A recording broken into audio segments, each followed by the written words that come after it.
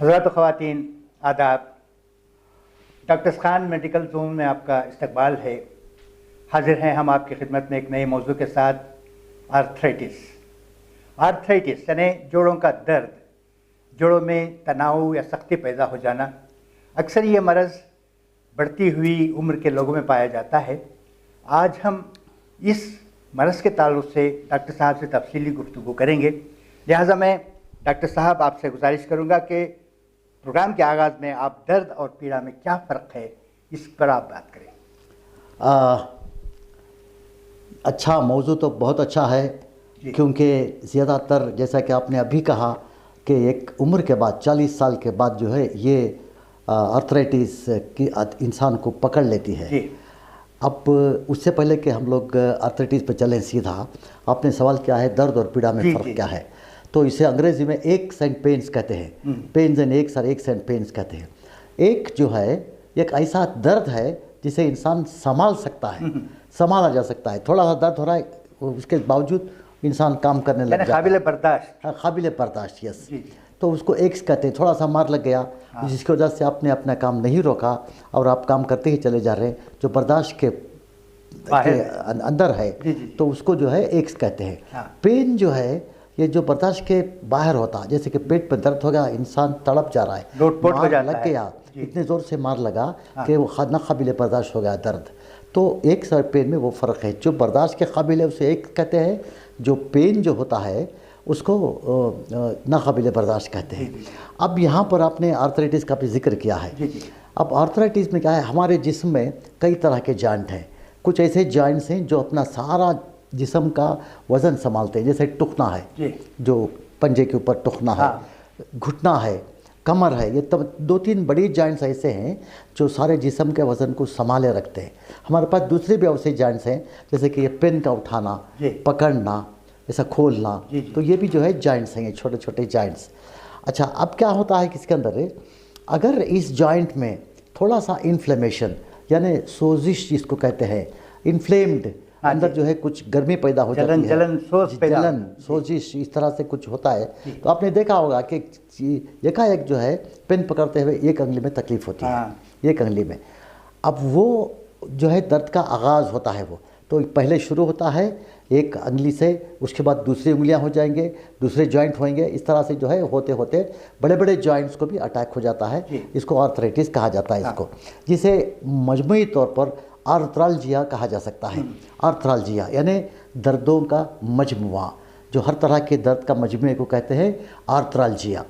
तो इस तरह से जो है जॉइंट आर्थराइटिस का डेफिनेशन तो मिल गया आपको। जोड़ों का दर्द, जी, जोड़ों का सख्ती और तनाव पैदा होना। अच्छा, इसकी कितनी किस्में हैं डॉक्टर? अच्छा, आमतौर पर इसकी 10 से 12 किस्में हैं इसकी। आर्थरालजिया की जो है 1, 2, 3, 4, 5 अगर लिखते चलें तो बहुत ज़्यादा, लेकिन इसमें 2 किस्में ऐसे हैं जो आमतौर पर ज़्यादा तौर पर देखने में आए हैं।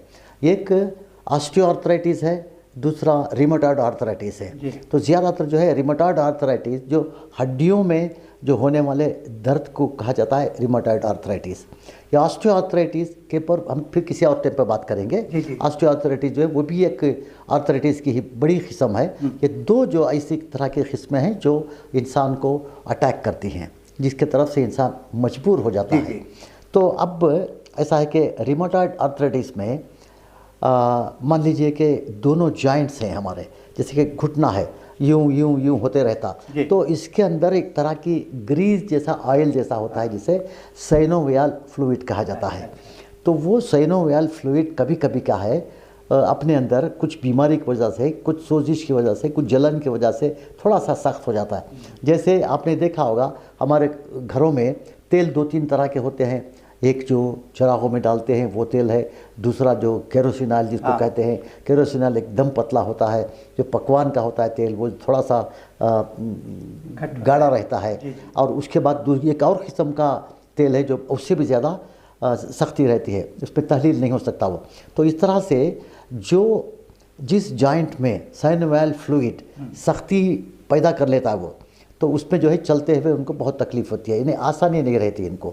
एक तो वो होता है, दूसरा जो है जहाँ हड्डी ख़त्म होती है, जहाँ हड्डी ख़त्म होने के बाद एक और एक सफ़ेद नर्म हड्डी होती है जिसको कार्टिलेज कहते हैं, उसका तड़क जाना, उसमें सोजिश पैदा हो जाना, ये भी जो है आर्थराइटिस की एक निशानी है, जिसकी वजह से इंसान जो है आसानी के साथ चल नहीं सकता, फिर नहीं सकता। वो उठना है तो उसे किसी का सहारा लेकर उठना पड़ता है। चलते हुए उसको उसके कदम जो है आहिस्ते छोटे हो जाते हैं।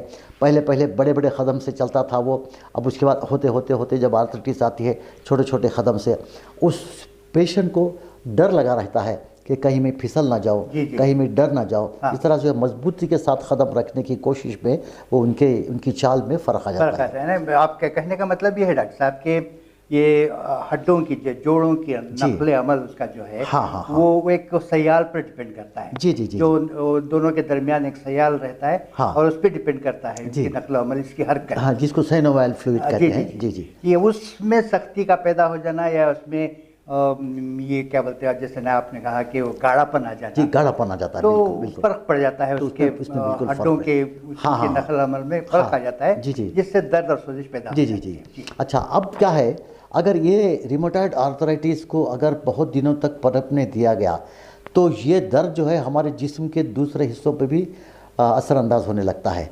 हमारे इम्यून सिस्टम को भी वो ख़त्म कर सकता है, इम्यून सिस्टम को कमज़ोर भी कर सकता है।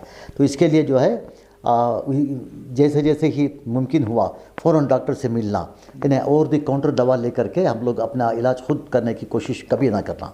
तो इस तरह से जो है डॉक्टर की मदद लेकर के आप करेंगे तो अल्लाह का फजल होता है।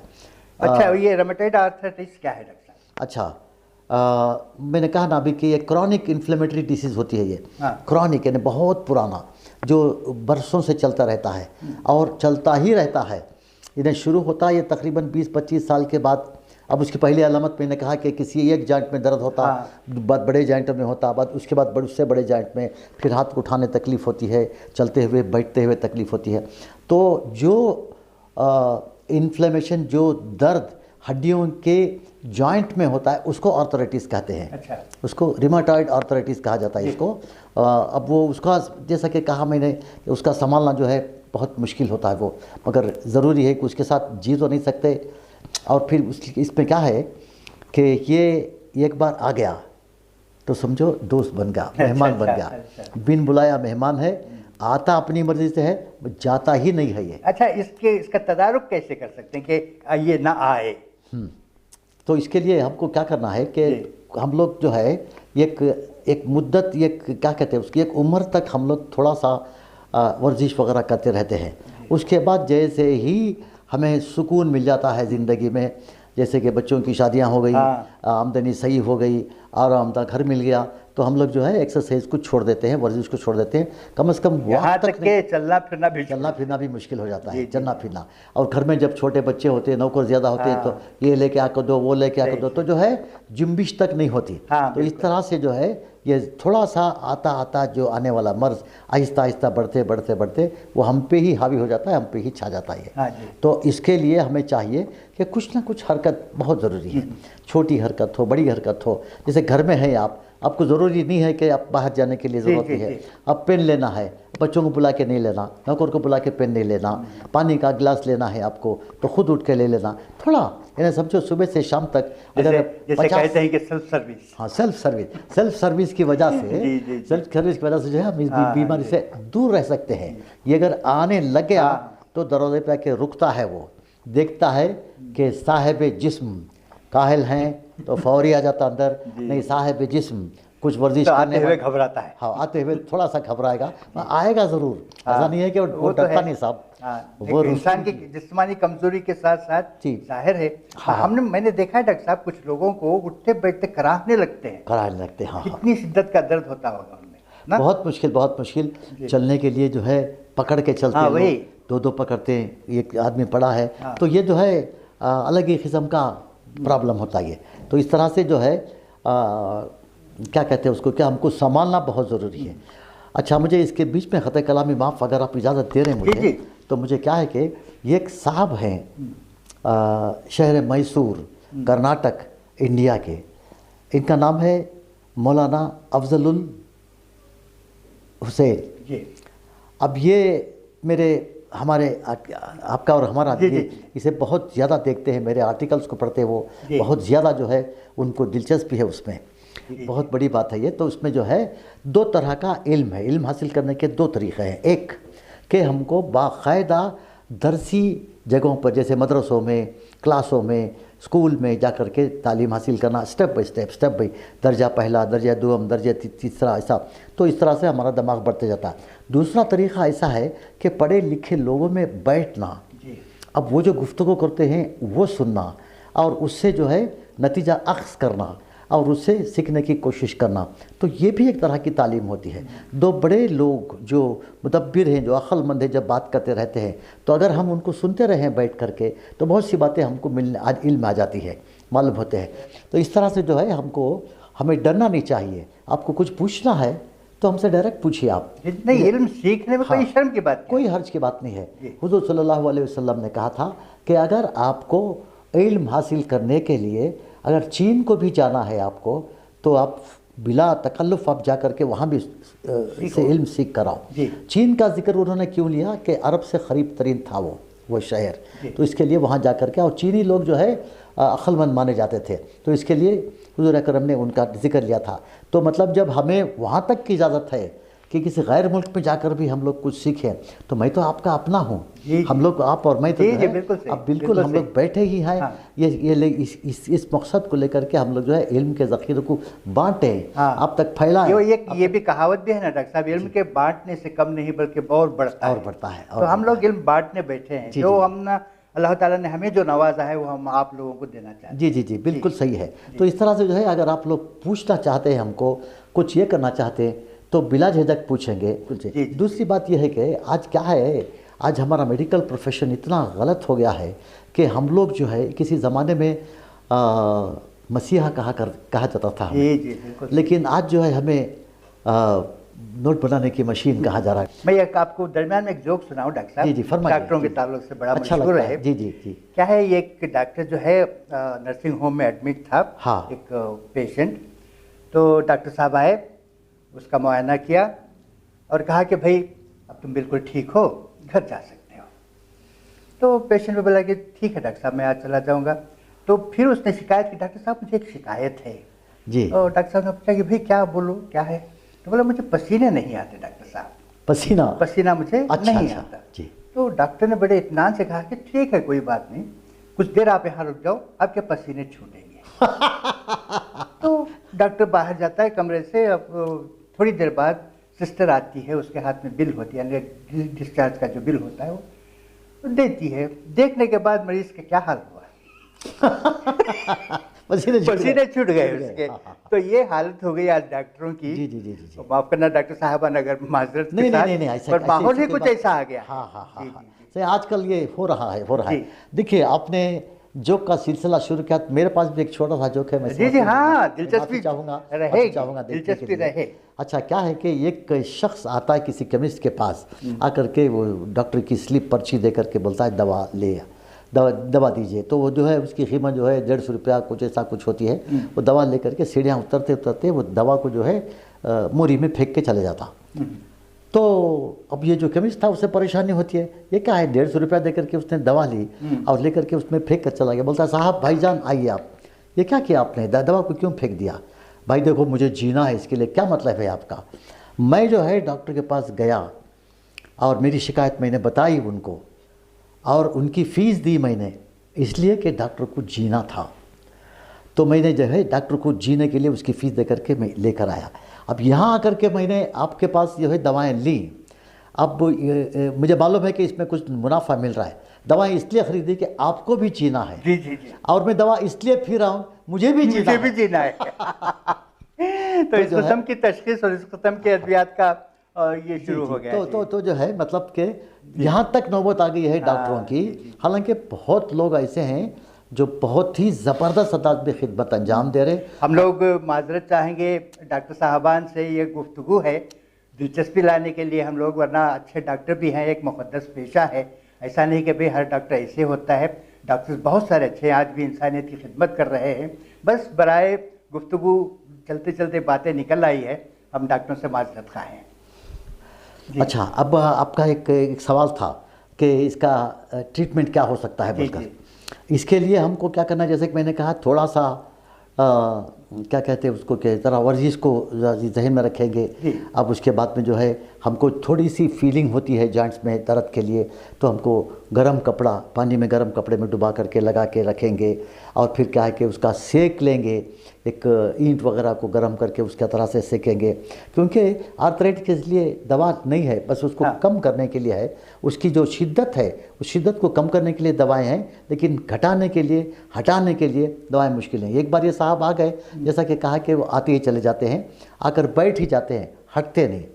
तो अब क्या है कि एक तो ये रहा सिलसिला कि हमको जो है स्वेलिंग आ जाती है जॉइंट्स में, सूजन सी, सोजिश सी हो जाती है, तो उसको जो है आप गर्म कपड़े से करेंगे, तो गर्म पानी में लेप लगा करके ये करके करेंगे। तो इसी तरह ये वो पुराने वक्तों में ये हमारे हुक्मा तिब्बा जो थे जी, वो कुछ वो मालिश के लिए तेल वगैरह दिया करते थे। हाँ, तो वो कहाँ तक कारआमद साबित नहीं, बस सही है। उसमें कुछ दवाएं ऐसी होती हैं जो स्किन के ऊपर के हिस्से को, यानी जॉइंट के ऊपर का हिस्सा, जो जिल्द का जो सबसे ऊपर का जो हिस्सा होता है, उसको वो सुन्न कर देते हैं।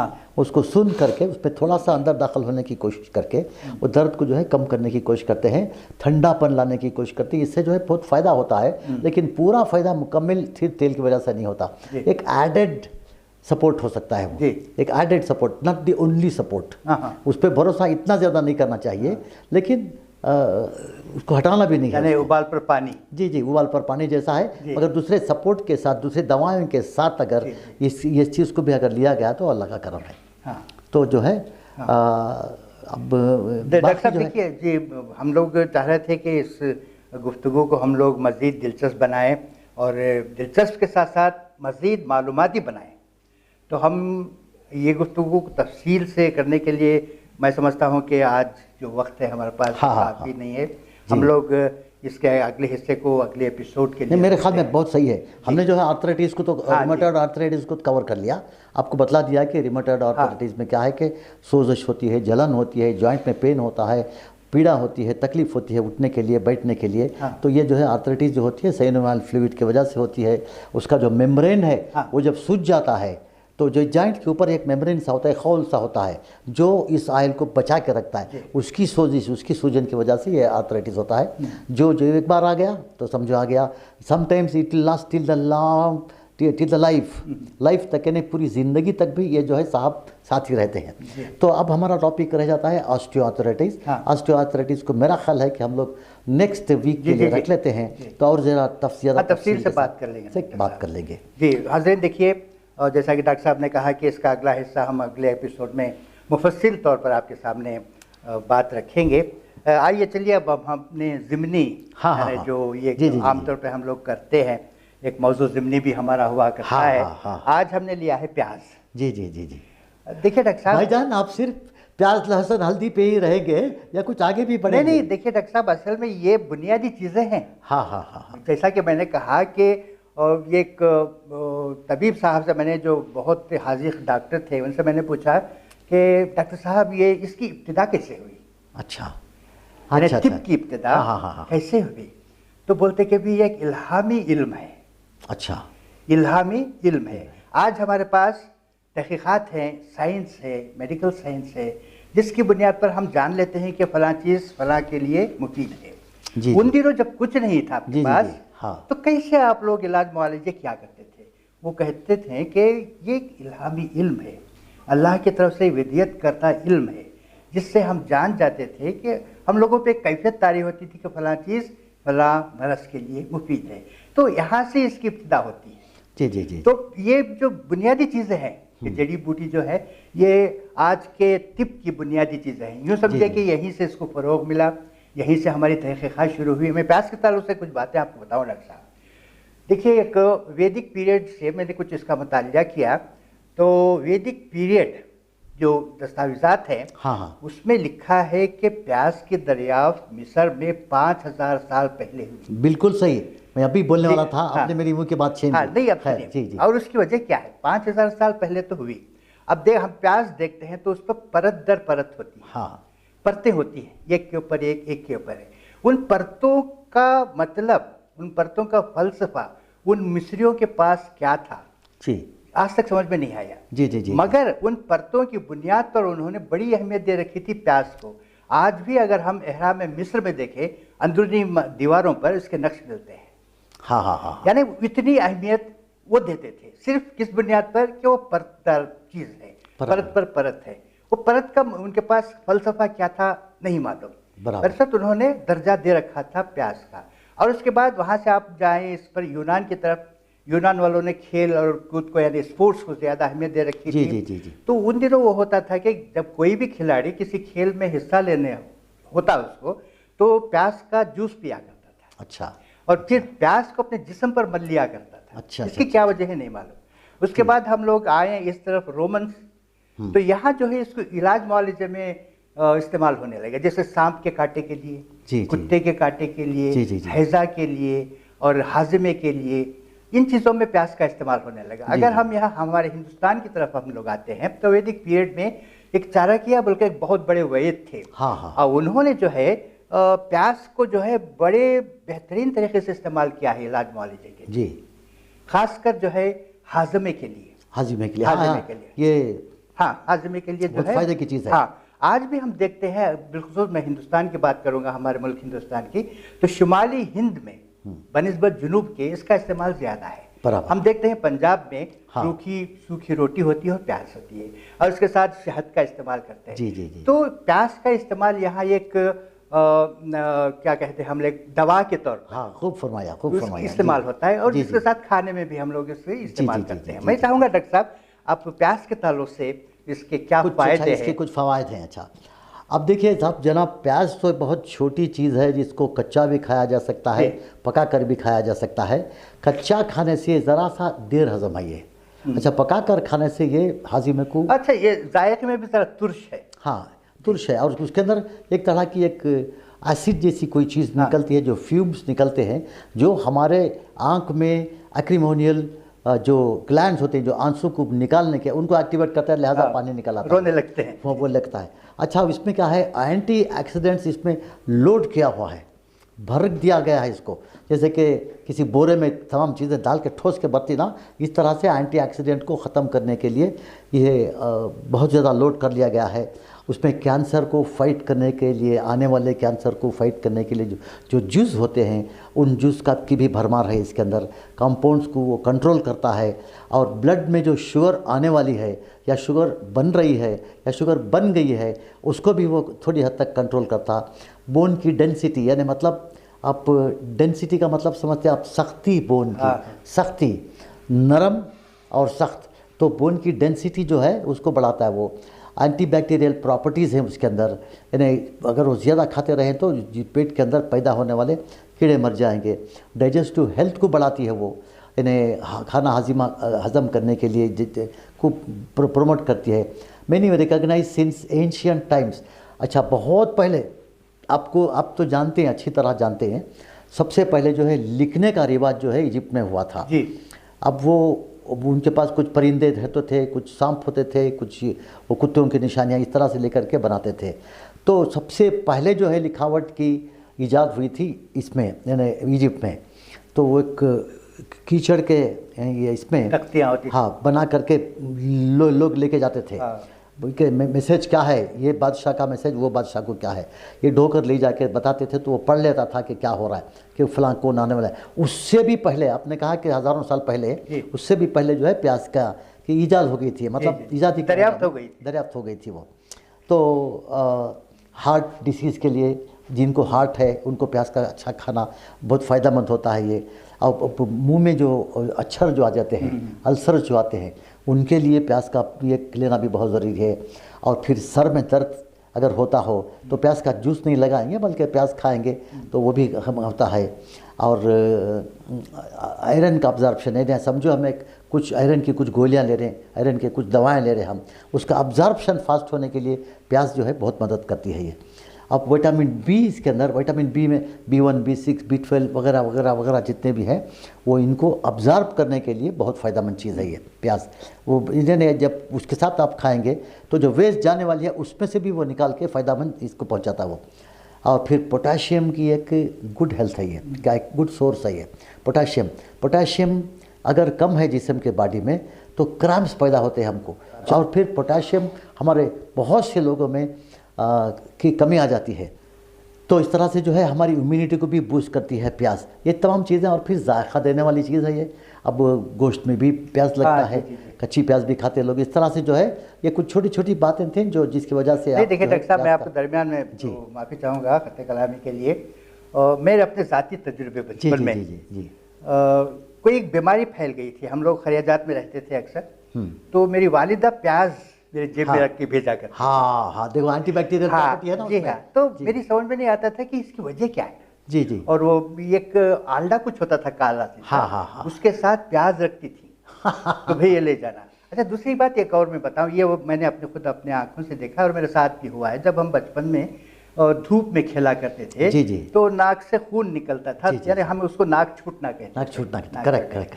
तो मैंने देखता था, उस दिन हमारे एक दोस्त थे, इत्तेफाक से उनकी नाक छूट गई। तो मेरी वालिदा फौरन उसको लिटा दी। लिटाने के बाद एक ईंट का ढेला गीला करके सुंघाई और फिर उसको प्याज काट के सुंघाया। तो फौरन खून का बहना रुक गया। हाँ। तो इसमें भी फायदामंद है, यानी खून के बहाव को भी प्याज रोकती है। इसको एफिस्टैक्सिस कहते हैं इस बीमारी को। इसमें जो है वो एकदम से अच्छा, सबसे पूरे जिस्म में ये नाक के अंदर का जो हिस्सा बहुत नाजुक होता है, थोड़ा सा भी मार लगा तो जारी हो जाता है। तो इसमें ऐसा हो जाता है। धूप की शिद्दत से हुआ करता था अक्सर। हम लोग बचपन में नाक छूट गई बोलते थे, वो अक्सर बच्चों ये जो है विटामिन के की कमी की वजह से होता है। बहरकैफ मैं क्या बोल रहा था कि आज का एपिसोड में हम सिर्फ आर्थराइटिस लिए हैं, अगले बार ऑस्टियोआर्थराइटिस लेंगे। और उसके बाद में पोटासियम का भी मैं जिक्र कर रहा था। पोटासियम ज़्यादा दें तो हम लोग जो है पोटासियम को ले लेंगे। पोटासियम में क्या होता है बोल के जी। आज तो हज़रात ख़वातीन, मैं जैसा हर बार की तरह इस बार फिर मैं आपसे गुजारिश करूँगा कि हमारे प्रोग्राम को लाइक करें, शेयर करें, ज़्यादा से ज़्यादा सब्सक्राइब करें और कमेंट करें। ये बहुत मुफीद हम लोगों के हक़ में होगा, क्योंकि हम देखेंगे कि आपके कमेंट्स क्या हैं और उस पर हम लोग रद्दअमल अपना करेंगे और प्रोग्राम को बेहतर से बेहतर और खूब से खूबतर बनाने की कोशिश करेंगे। हज़रात ख़वातीन, जैसा कि डॉक्टर साहब ने प्याज का जिक्र किया है और मैंने भी इसकी हल्की फुल्की इसका जो बैकग्राउंड है उसकी इसके दरियाफ्त के ताल्लुक से और इसके इस्तेमाल के ताल्लुक से बताया। और आप देखिए, सारे हिंदू दुनिया में प्याज का इस्तेमाल हर जगह होता है और इसके मुख्तलिफ नाम हैं। जैसे प्याज को अंग्रेज़ी में ऑनियन कहते हैं, अरबी ज़बान में बसीला कहेंगे, अफ्रीकी ज़बान में अनियान, फारसी ज़बान में पोने, मराठी ज़बान में कन्नदा, गुजराती ज़बान में दोंगाली, तमिल ज़बान में वेंकायम और हमारी रियासती ज़बान कन्नड़ में जो है इरोली कहेंगे। इरोली, जी। बहुत अच्छा। लोगों को पता चल जाता है, बार बार वापस लेके सुन सकते कि क्या क्या बोलते बोल के। खैर, बारकात, थैंक यू, खुदा हाफिज़।